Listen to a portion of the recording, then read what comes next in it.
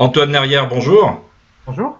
Vous êtes mandataire pour propriété privée, sous un statut spécifique que l'on va évoquer tout à l'heure, qui est le portage salarial avec FCI Immobilier.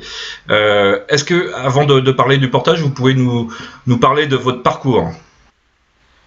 Alors, ça va faire presque 10 ans que je suis dans l'immobilier, hein. Auparavant, j'étais dans le tourisme.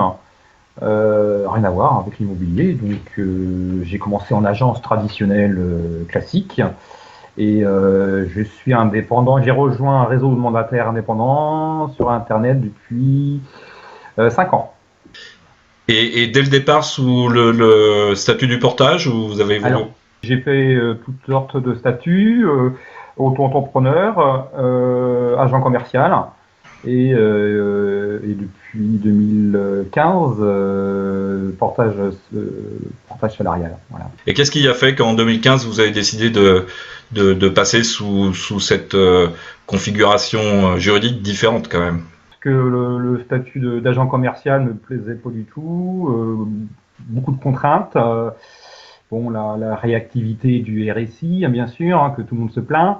Le fait qu'il faut avoir un bilan, un comptable, voilà, beaucoup de choses contraignantes. Et donc, j'ai préféré choisir la simplicité et redevenir, entre guillemets, salarié.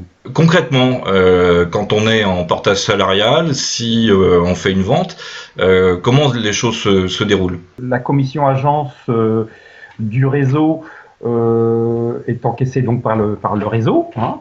Donc moi j'ai le droit à un pourcentage bien évidemment sur cette commission agence.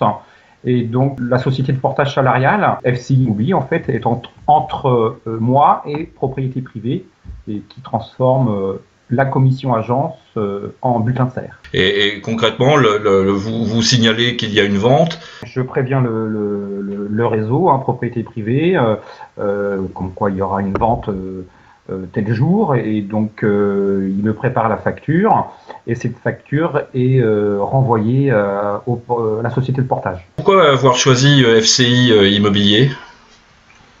Parce que propriété privée travaille avec eux depuis de nombreuses années, donc voilà, j'ai pris la simplicité, et ils sont très réactifs, très compétents, ils sont basés sur Paris.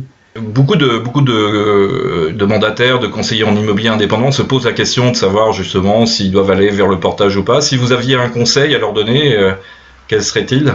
Par souci de sécurité, voilà, la retraite, cotiser pour la retraite, pour Pôle emploi également, hein, on cotise, je reste toujours salarié à la recherche d'un emploi. C'est un gain de sécurité, ça c'est une certitude.